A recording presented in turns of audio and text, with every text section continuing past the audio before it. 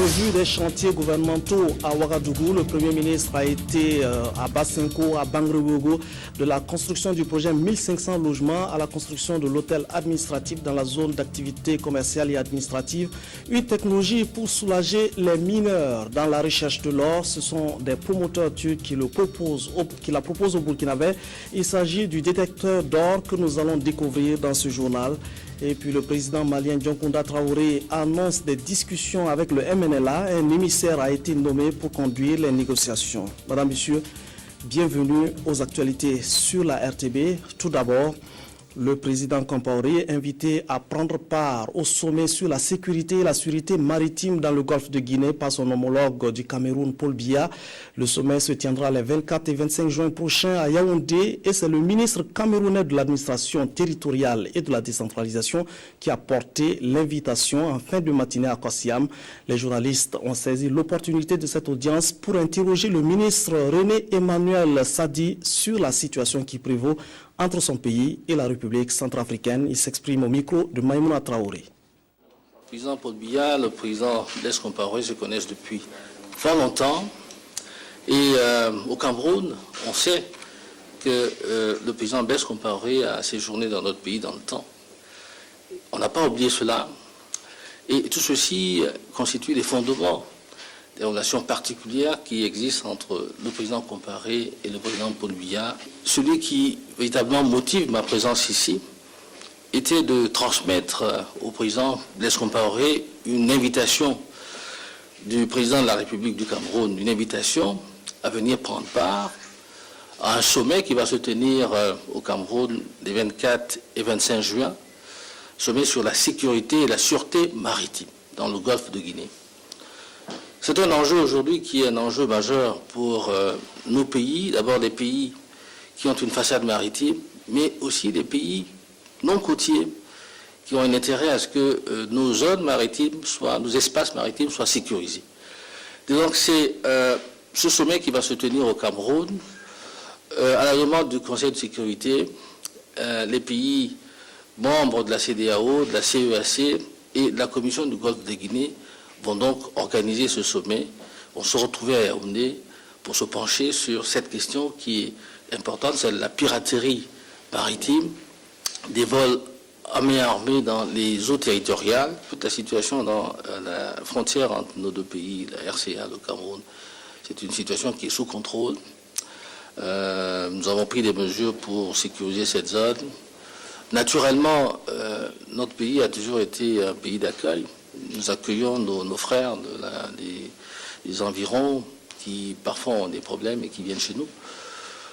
Le droit humanitaire veut qu'on les accueille, c'est ce que nous avons fait. Pour l'instant, la situation est sous contrôle. Il y a des actes isolés qui ne menacent pas véritablement la sécurité en tant que telle, de façon significative dans cette région. Le Premier ministre a consacré sa journée à la visite du grand chantier du gouvernement à Ouagadougou. Il s'est ainsi rendu à Basenko pour voir l'état d'avancement des travaux du projet 1500 logements. 687 logements sont déjà achevés, mais les attributaires de ces logements devraient attendre encore l'eau et l'électricité avant d'aménager. Autre lieu visité, l'Azaka, où se construit un hôtel administratif, le parc urbain Bangrebogo, où s'est achevée la première phase de la construction du canal. Le reportage de Moumouni Soubeïga. Sur 739 logements mis en chantier en 2012, 687 sont présentement achevés. 80 autres sont en cours de finition, soit un taux d'exécution global de 95%. Le centre de lecture est exécuté à 40%. Ces infrastructures rentrent dans le cadre du projet 1500 logements de Basenko.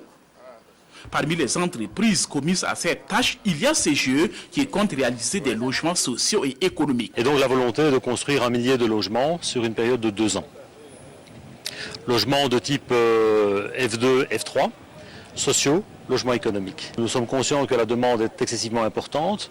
Nous voulons mettre par rapport à cette demande une offre qualitative. Donc nous insistons beaucoup sur la qualité. Sur le même site, la société immobilière internationale Wenpanga a déjà réalisé 200 logements et s'active pour construire le maximum. Nous sommes déjà construits 200 logements pour les premiers trans. Ici, fin d'année, on doit livrer 300 logements sociaux et 300 logements économiques. Dans l'ensemble, tout se passe bien, sauf que les acquéreurs de ce logement devront encore patienter car la viabilisation reste à compléter.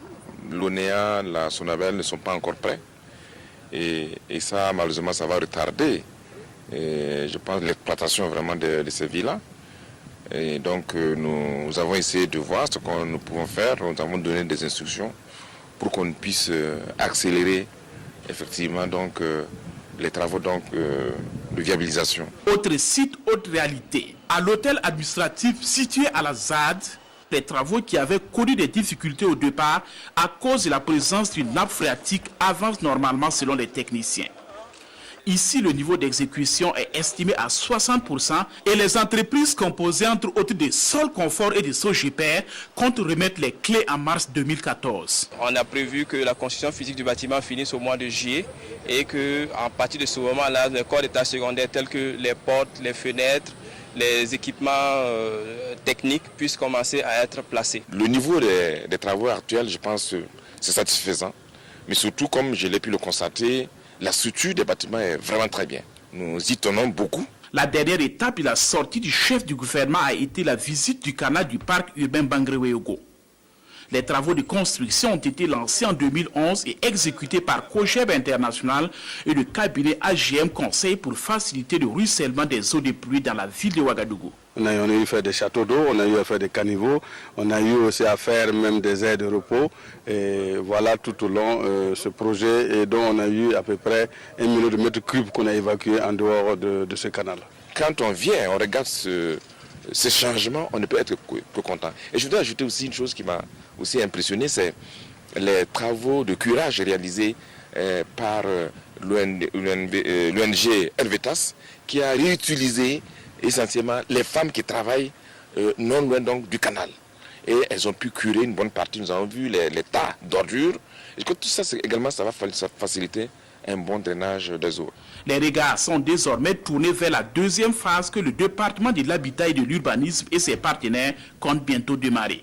La BOAD nous accompagne donc pour le revêtement fond et l'entreprise qui a eu donc Cogeb qui est sur le chantier va s'atteler donc à son installation pour la deuxième phase et là on va prolonger les travaux sur 1,5 km pour toujours faciliter l'évacuation des eaux. Ce sont des infrastructures sur lesquelles compte le gouvernement pour atteindre les objectifs de développement et pour cela le chef du gouvernement a insisté sur le respect des délais mais aussi sur la qualité de ses ouvrages.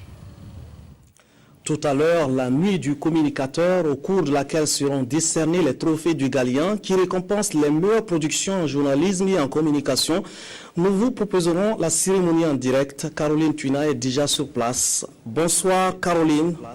Bonsoir Caroline. Bonsoir Adjima. Comment s'annonce la nuit du communicateur de côté de Ouaga 2000? Alors bonsoir Adjima et bonsoir amis téléspectateurs. Adjima, je n'ai pas entendu votre question, mais je suppose que pour ce duplex, vous voudrez savoir comment se passe l'ambiance ici, comment se font les préparatifs, l'installation.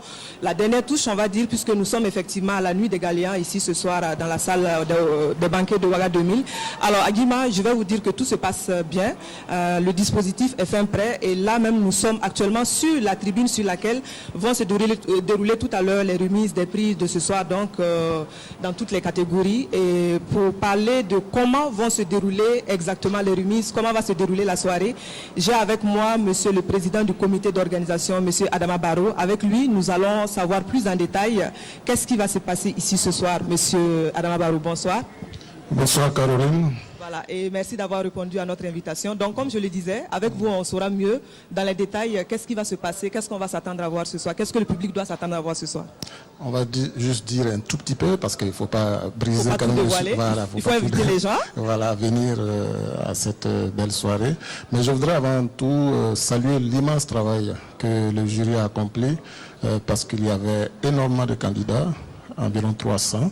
Et il a fallu regarder tout ça, passer tout ça au crible pour retenir les candidats, les lauréats que nous aurons tout à l'heure. Et 300, c'était un chiffre assez record, il faut le signaler. Absolument record. Mais c'est le signe aussi que les prix Gallian s'accrochent, il y a de l'engouement, les professionnels en ont fait leur affaire et c'est du reste la vision et c'est l'objectif recherché. Alors, il faut souligner aussi qu'il y a des innovations au cours de cette 16e édition des Gallians. De quoi s'agit-il ? Ce qu'on peut indiquer comme innovation, il s'agit de l'ouverture de la compétition à la presse en ligne qui jusqu'ici ne prenait pas part à la compétition. Donc, compte tenu de l'actualité de cette presse, il fallait absolument la prendre en compte. C'est ce que nous avons fait. C'est pour dire aussi que les prix Gallian, chaque année, il y a quelque chose qui s'ajoute. Il y a de la terre qui s'ajoute à la terre et je pense que c'est ainsi fait et c'est une très très bonne chose.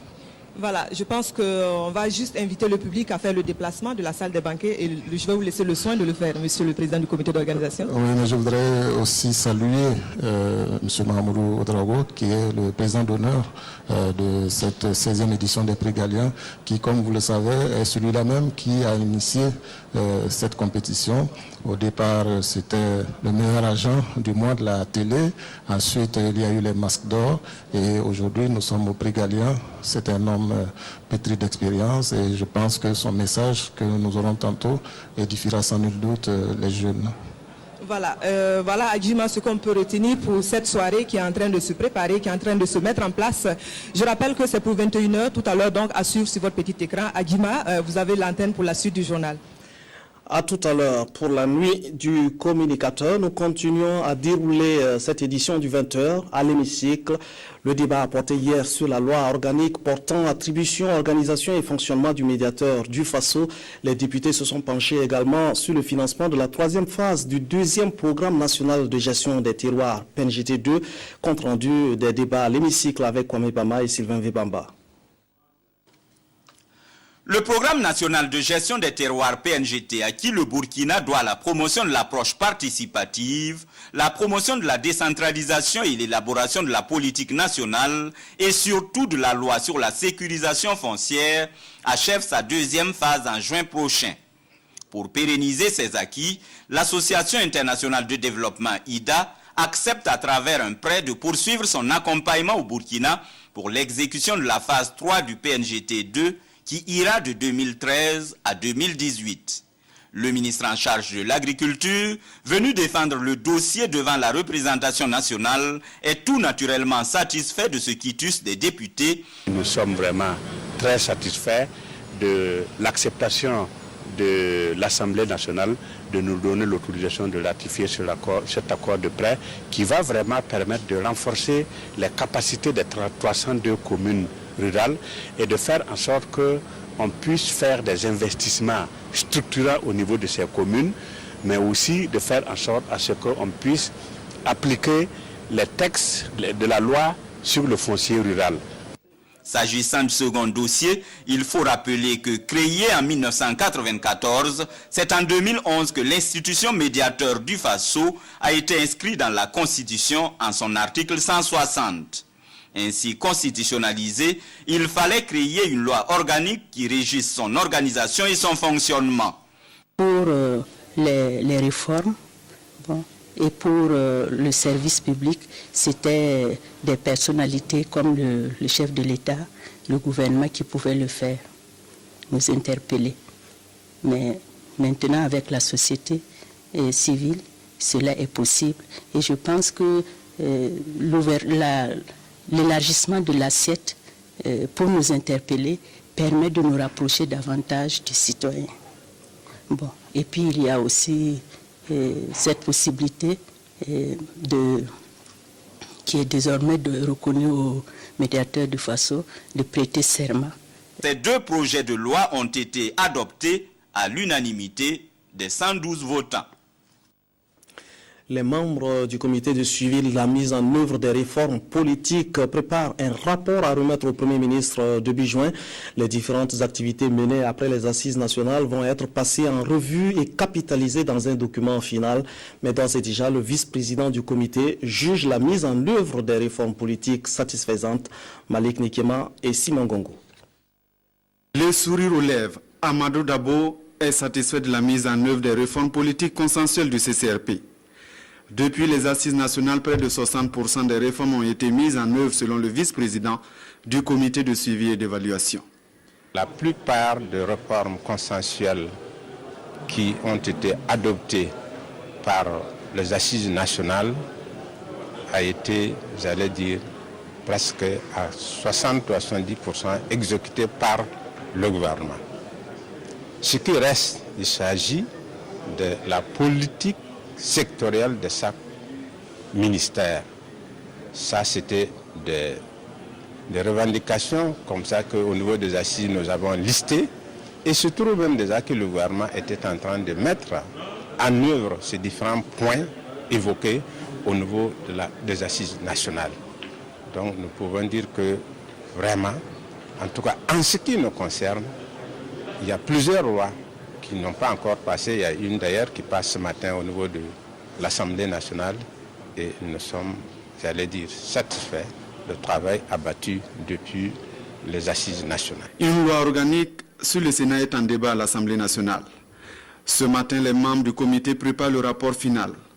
À partir d'aujourd'hui jusqu'au 31 mai, ils vont examiner le rapport, l'amender et le finaliser pour une remise officielle au Premier ministre. Ce sera début juin courant. Anna Grengo El Hadj Seydou Bikianga n'est pas seulement qu'un simple guérisseur, c'est un bâtisseur et ses œuvres ne cessent de se multiplier avec le soutien de ses amis et de ses partenaires. Donc il y a des barrages, une école primaire, un lycée, des forages, des mosquées, des églises et un CSPS. Le ministre de l'Habitat et de l'Urbanisme a fait le tour de ces réalisations à travers l'Oubritanga, reportage Claudine Bikaba. El Hadj Seydou Bikianga est un guérisseur dont les pouvoirs sont reconnus au-delà de nos frontières.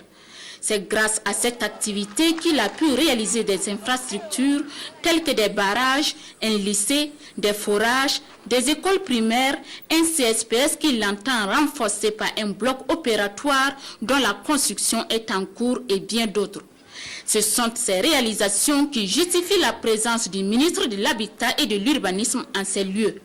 Parce que quand on regarde, vu tout ce qui a été réalisé, vu la population, c'est une commune rurale qui est en train en tout cas d'évoluer positivement et nous on ne peut que l'accompagner. El Hadj Seydou Bikianga se prononce sur les sentiments qui l'animent et qui l'amènent à s'investir pour le développement de sa commune. J'ai réalisé de nombreuses actions dans mon propre village, barrages, écoles.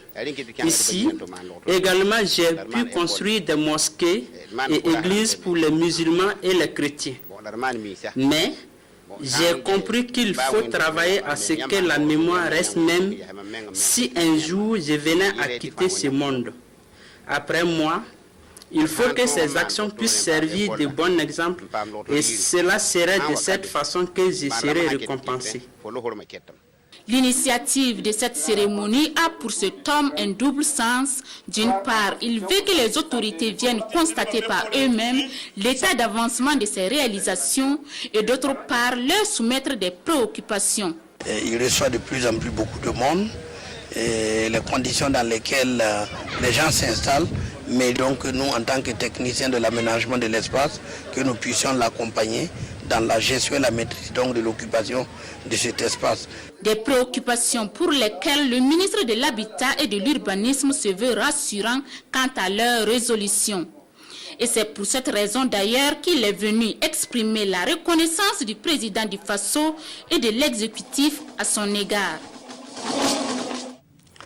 Le programme national du secteur rural a été lancé ce matin à Ouagadougou. Son objectif est de contribuer de manière durable à la sécurité alimentaire et nutritionnelle, à une croissance économique forte et à la réduction de la pauvreté. Le PNSR, adopté en 2012, est le référentiel unique d'opérationnalisation de la stratégie de développement rural.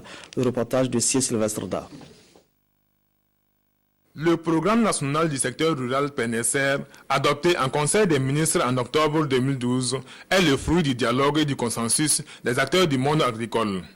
La campagne nationale d'information sur le programme, lancée ce vendredi 17 mai à partir de Ouagadougou, vise à restituer son contenu aux différents partenaires et acteurs. Que l'ensemble des acteurs puissent connaître le document, se l'approprier pour faire en sorte qu'au cours de sa mise en œuvre, il n'y ait pas de difficulté. Donc nous avons prévu de faire un atelier de lancement et du processus d'information et d'appropriation du PNSR dans toutes les 13 régions. Donc aujourd'hui, c'est le lancement de ce processus au niveau de la région du centre, et dans les semaines à venir, l'ensemble des gouverneurs des 12 autres provinces vont organiser les mêmes ateliers d'information au niveau des acteurs à la base. Le PNSR est structuré en 13 sous-programmes regroupés suivant 5 axes portant sur l'amélioration de la sécurité et de la souveraineté alimentaire, l'augmentation des revenus des populations rurales, le développement des ressources naturelles, l'amélioration de l'accès à l'eau potable et du cadre de vie et le développement des partenariats entre acteurs du monde rural. Le PNSR est un cadre unique de planification entièrement élaboré par des experts nationaux. Il constitue le volet rural du référentiel national de développement, en l'occurrence la SCAD. Ce programme essaie de définir les différentes composantes clés sur lesquelles la SCAD doit s'appuyer en milieu rural pour booster l'ensemble des productions au niveau du secteur rural, que ce soit au niveau de l'agriculture, au niveau de l'élevage, au niveau de l'environnement, au niveau de la maîtrise d'eau. La mise en œuvre du PNSR est évaluée à 1 376 milliards de francs CFA pour la période 2011-2015. Au-delà de la présentation de son contenu aux acteurs du secteur rural, il s'agira également d'échanger avec eux sur les modalités de son opérationnalisation. Les recommandations et suggestions des participants seront recueillies pour une mise en œuvre réussie du programme national du secteur rural au Burkina Faso. Les dépenses publiques dans les secteurs ruraux ont atteint ou dépassent l'objectif de 10% du budget national entre 2004 et 2011. C'est un constat de la Banque mondiale qui note que les engagements vis-à-vis de la déclaration de Maputo sont tenus. C'était au cours de la revue des dépenses publiques dans le secteur agricole qui réunit les acteurs du secteur agricole et les partenaires techniques et financiers. Le reportage de C. Sylvestre Da. Les acteurs du secteur rural et leurs partenaires à cette rencontre de Ouagadougou se donnent 2 jours pour valider la revue des dépenses publiques dans le secteur rural au Burkina Faso. Un document élaboré par les consultants de la Banque mondiale et qui fait un état d'investissement dans les domaines agricoles sur la période 2004-2011.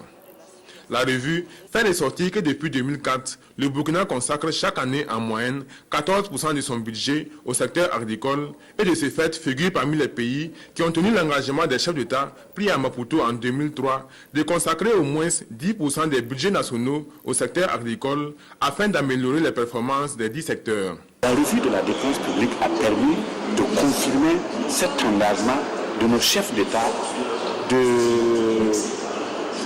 considérer l'agriculture comme étant le pilier de la croissance et de la lutte contre la pauvreté.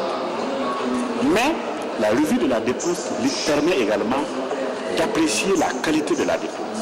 Parce qu'il est important de consacrer beaucoup de ressources au secteur rural, mais il faut qu'on regarde, est-ce que ces investissements qui sont réalisés dans le secteur rural, est-ce que ça a profité aux populations bénéficiaires? La revue des dépenses publiques dans le secteur agricole est aussi un outil qui devrait permettre le pilotage des projets et programmes agricoles grâce aux recommandations qu'elle contient. Les recommandations mettent un accent sur les subventions en matière d'intrants et sur l'irrigation. La Banque mondiale et le département en charge de l'agriculture invitent les participants à des réflexions larges. Ils devront aussi faire des propositions concrètes afin que les résultats des travaux puissent contribuer efficacement à l'essor du secteur rural au Burkina Faso. Un projet d'urgence d'appui à l'alimentation du bétail va bientôt voir le jour et devra améliorer l'accès aux aliments pour bétail et améliorer la santé animale dans les zones affectées par la crise. Le Fonds japonais pour le développement social met pour cela 1 milliard de francs CFA et Claudine Bikaba a suivi ce reportage.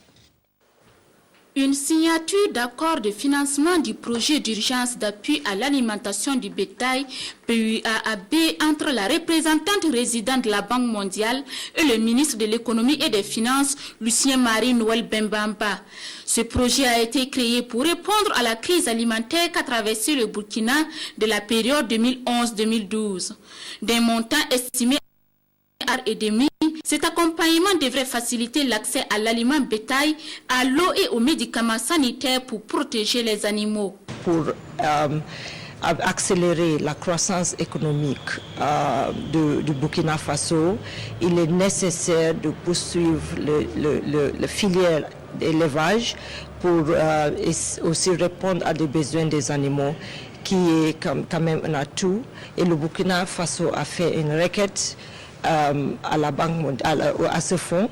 Heureusement, il a été approuvé et nous sommes là pour signer cet accord. Un appui qui viendra améliorer la production, la transformation de l'aliment bétail au profit de 16 000 ménages dans 10 régions du Burkina, en dehors des régions des hauts bassins, des cascades et du sud-ouest. Ce qu'il faut surtout reconnaître ici, la question de l'alimentation du bétail, c'est une question d'appropriation des techniques de fauche, de conservation et de production. Et ce projet va permettre à ces ménages-là de produire et, bien sûr, d'assurer la conservation. La Banque mondiale entend ainsi renforcer ses actions en faveur du Burkina en vue de réduire la pauvreté. Et le ministre des Ressources animales et halieutiques a saisi cette opportunité pour solliciter de ses partenaires un apport plus conséquent pour étendre le projet à toute la filière. Pour la santé des hommes et des femmes, Safito met à la disposition des responsables d'entreprises une nouvelle approche dans la gestion intégrée des vecteurs du paludisme, une nouvelle approche qui promet beaucoup plus d'efficacité dans la lutte contre la maladie. Éléonore Yerbanga. Face aux responsables d'entreprises, les membres de Safito expliquent leur nouvelle approche en matière de gestion intégrée des vecteurs du paludisme. Une nouvelle approche voulue par le programme Hygiène publique de Safito qui combine plusieurs modes de traitement contre les vecteurs du paludisme. La gestion intégrée des vecteurs, c'est l'utilisation de plusieurs méthodes, notamment l'utilisation des larvicides pendant la saison pluvieuse, l'utilisation de la pulvérisation intradomiciliaire à l'intérieur des maisons et l'utilisation de la moustiquaire imprégnée. Voilà, donc ce sont ces approches-là combinées autour d'une communication poussée que l'on peut arriver à faire reculer le paludisme. Aujourd'hui, notre objectif principal était de réunir différents acteurs privés comme publics dans le cadre de la gestion intégrée contre les vecteurs du paludisme. Le paludisme étant la principale maladie aujourd'hui en Afrique subsaharienne qui cause de gros dégâts humains, mais également qui provoque des problèmes de productivité ou rentabilité au sein du secteur privé. Une occasion pour Safito de se faire connaître et d'exposer aux responsables d'entreprises l'évolution de leur traitement contre le paludisme. Étant donné que notre portefeuille de produits a beaucoup évolué depuis un an à la Safito, le but était de faire connaître à la fois un peu mieux Safito à nos partenaires potentiels et également montrer que nous pouvons avoir une offre complète dans la lutte contre les vecteurs du paludisme, en partant depuis la lutte anti-larvaire jusqu'à la pulvérisation intradomiciliaire sur des adultes ou en extérieur sur des adultes, et également la possibilité de compléter cette lutte avec des barrières telles que les moustiquaires imprégnés à longue durée. Le programme Hygiène publique de Safito est spécialisé dans le contrôle des nuisibles et la prévention des maladies, en l'occurrence le paludisme. À cet effet, elle met à la disposition des populations des solutions adaptées à leurs besoins. Des détecteurs d'or pour faciliter le travail des mineurs, ce sont des outils que propose une société turque. Les promoteurs étaient hier face aux revendeurs et aux utilisateurs pour une séance de démonstration et d'explication du mode d'emploi de la technologie. Le reportage de Ernest Kambiri. Spécialisée dans la distribution des détecteurs de métaux, la société turque Dipar est à la conquête du marché burkinabé.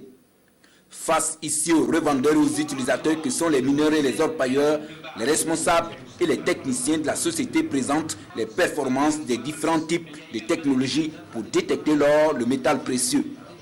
GPX 5000, Technetics T2, T2 Plus et Goldbach. Les plus célèbres marques que nous avons jusque-là mis sur le marché, ce sont les Technetics T2 Plus et T2 Simple, les Fisher Goldbach Pro et également les produits de mine lave qui sont GPX 4500 et GPX 5000.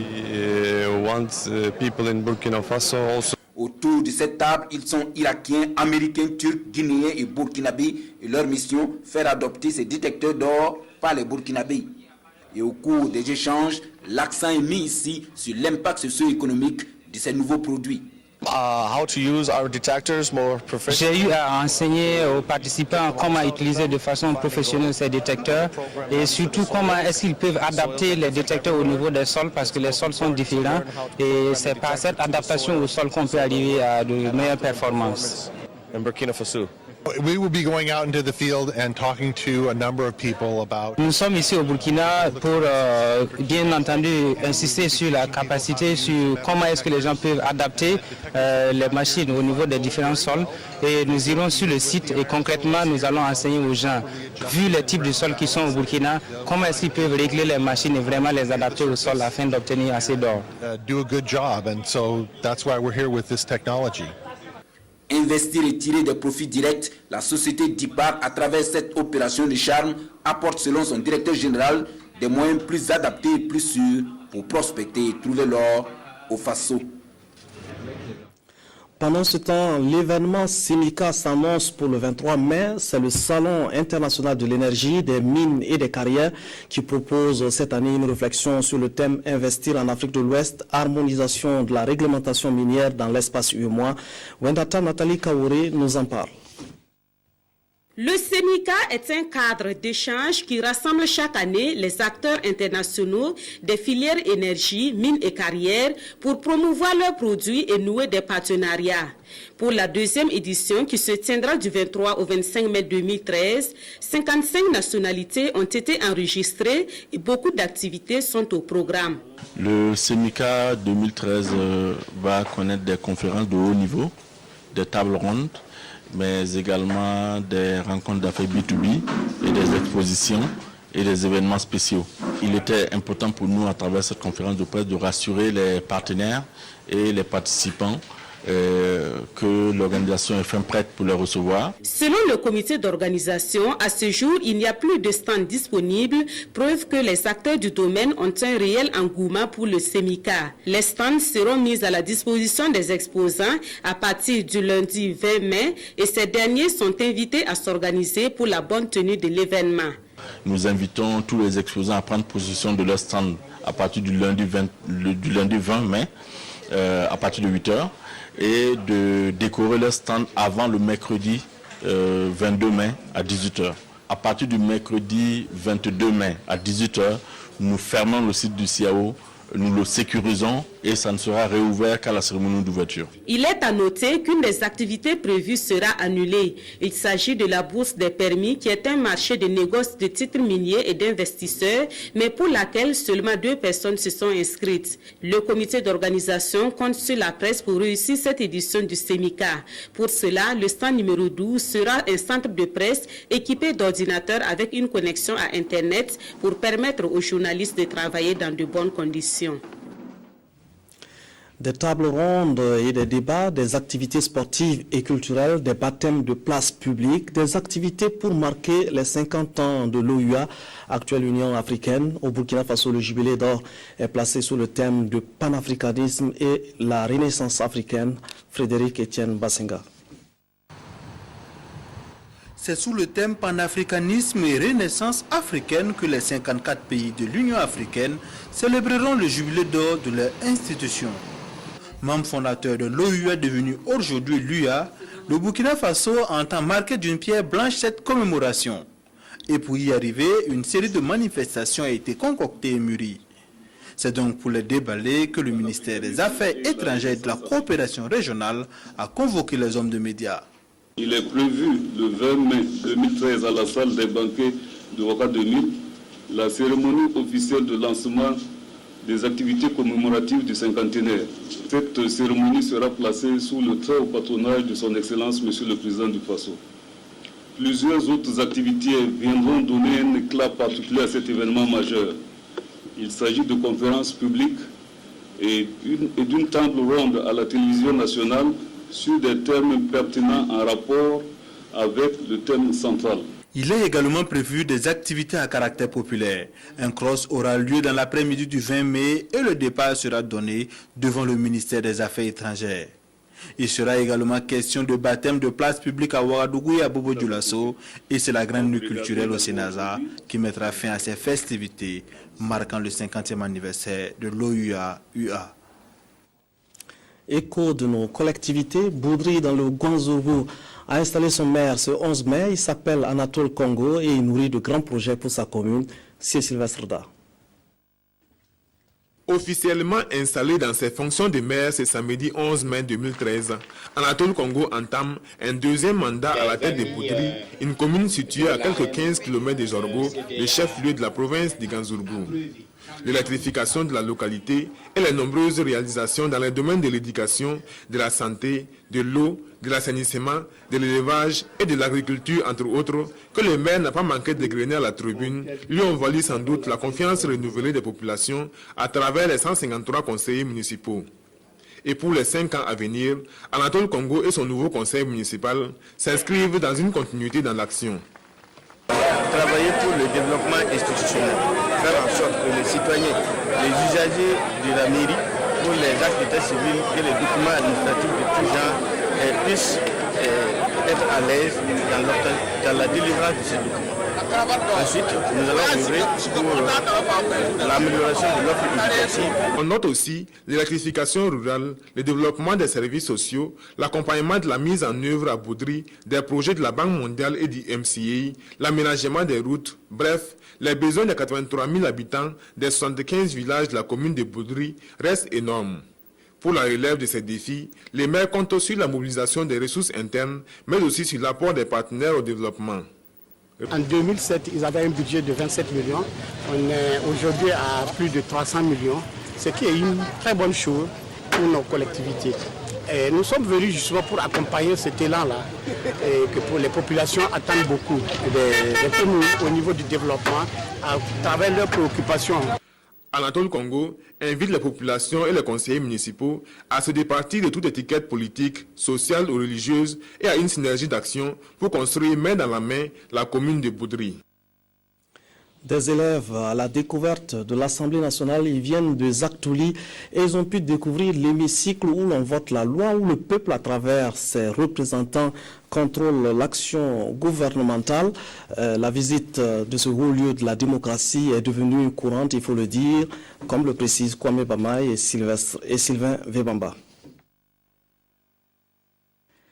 Cette visite organisée par l'administration de l'école en collaboration avec le bureau des parents d'élèves semble avoir répondu à un besoin de ces écoliers qui l'ont fait savoir d'une part par la voix d'un de leurs représentants et d'autre part dans leurs appréciations personnelles. L'Assemblée, j'ai vu des photos et on allait où les députés s'assoient et posent les questions au ministre.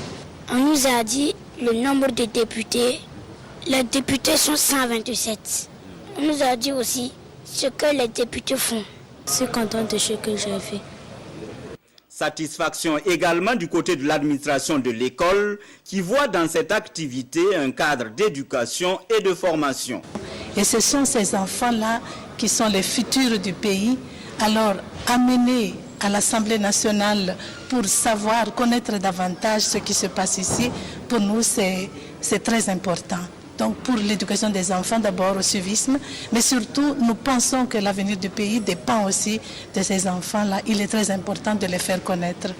C'est justement le cadre que l'Assemblée nationale entend offrir aux différentes composantes du peuple burkinabé en ouvrant ainsi ses portes.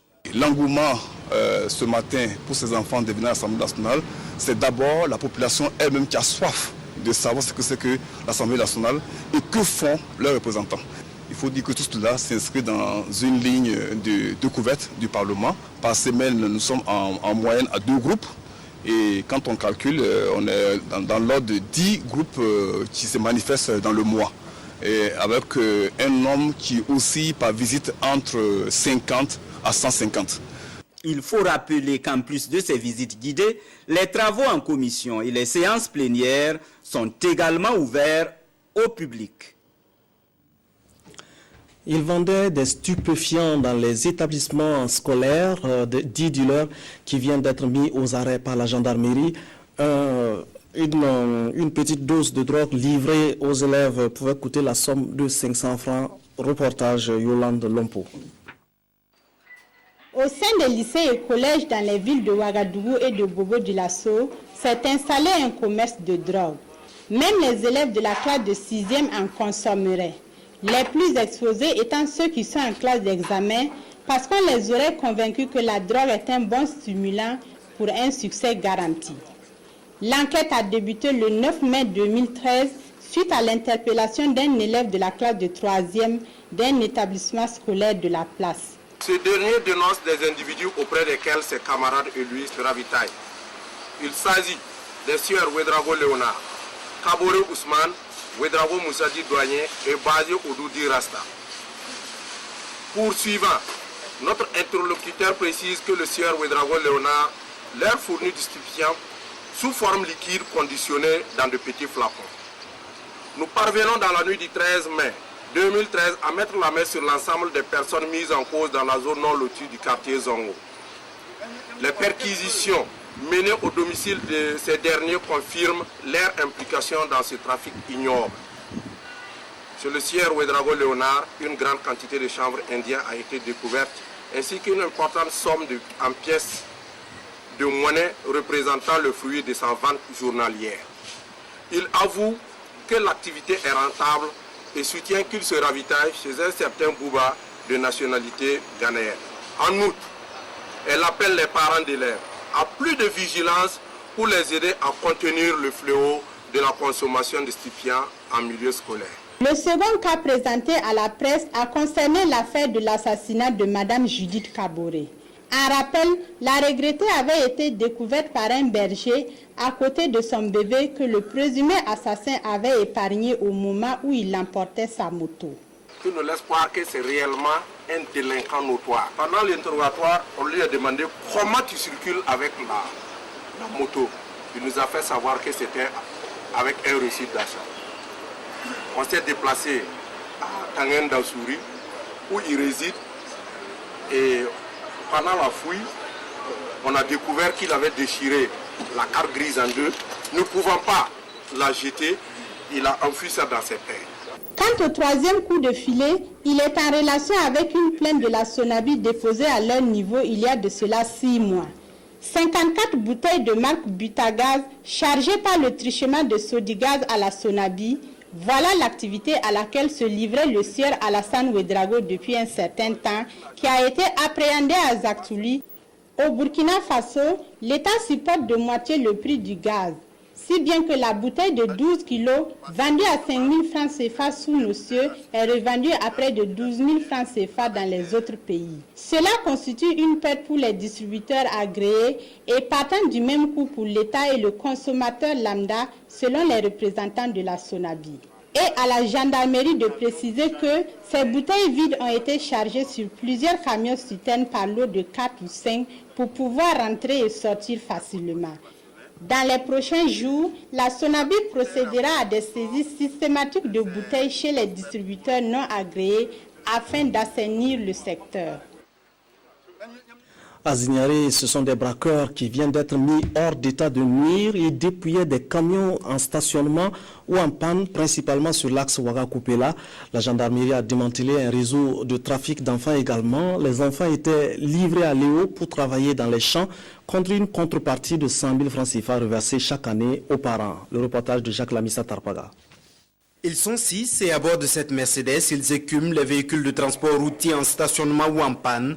Boukari Sissé a reçu leur visite la semaine dernière sur l'axe Ouagadougou-Koupela aux environs de 4 heures du matin. Juste après le péage, on a eu une panne. Le chauffeur a décidé que non, on va dormir, le lendemain on va arranger la voiture et puis continuer. Maintenant bon, quand ils sont arrivés, ils voulaient tirer un sac de ciment. C'est là nous on s'est réveillés. Nous, on les regardait. Ils ont pris un seul sac de ciment et puis bon, ils sont rentrés dans leur voiture et puis ils sont partis. Mais c'était sans compter avec les forces de sécurité qui ont mis en place un dispositif et la collaboration de la population a été capitale. Dans la nuit du 8 au 9, la brigade a été saisie dans les environs de 23 heures d'un groupe de délinquants est en train d'attaquer des villages et des automobilistes au niveau de l'Indoré. Nous nous sommes transportés sur les lieux, mais avant de quitter, nous avons pris le soin d'alerter les postes de police et les postes de contrôle à l'entrée de Ouagadougou. C'est ainsi que dans les environs de 3h40, un véhicule Mercedes a été intercepté au poste de contrôle de Gossé, tenu par la gendarmerie de Samba. À l'intérieur, il y avait les 6 éléments et ils transportaient 7 bidons de 40 litres de gasoil. Donc, interpellé et conduit à la brigade, il s'est avéré que ce groupe constitue un groupe spécialisé dans les attaques des véhicules à l'arrêt. Je lance un appel à la population de toujours collaborer avec les forces de sécurité. Ce que nous venons de faire aujourd'hui, c'est la retransmission rapide de l'alerte qui nous a permis donc d'intercepter ces délinquants après leur forfait. On a des numéros verts à votre disposition, c'est pour la population. On a le 16 pour la gendarmerie, le 17 pour la police, le 10-10 pour le Centre national de veille et d'alerte. Ces services-là retransmettent immédiatement l'information qu'ils reçoivent sur le terrain et les hommes sur le terrain réagissent. Et c'est ainsi que nous avons pu donc intercepter ces délinquants après leur forfait. À la gendarmerie de Zignaré, un cas de trafic d'enfants a été aussi présenté aux hommes de médias. Ce monsieur, Diasso Alassane, conduisait ses 5 enfants de 13 ans en moyenne à Léo pour travailler dans des champs contre 100 000 francs CFA par an à verser aux parents qui du reste négociaient le marché. Dans les jours à venir, aussi bien les trafiquants d'enfants que les autres bandits seront transférés au parquet. Il appartiendra au procureur du Faso de Zignaré de les poursuivre devant le juge. Actualité internationale avant de nous quitter, le président de la transition, John Kounda Traoré, annonce des discussions avec le MNLA. Un émissaire est nommé pour conduire les négociations. François Hollande, qui recevait le président malien par intérim, a réaffirmé son engagement à accompagner le Mali pour des négociations rapides et la tenue d'élections avant fin juillet. Voilà, c'est tout pour cette édition. Merci de nous rester fidèles. Tout à l'heure, dans quelques instants, nous vous proposerons la nuit du communicateur en direct, la célébration donc de l'excellence en journalisme et en communication. Excellente soirée.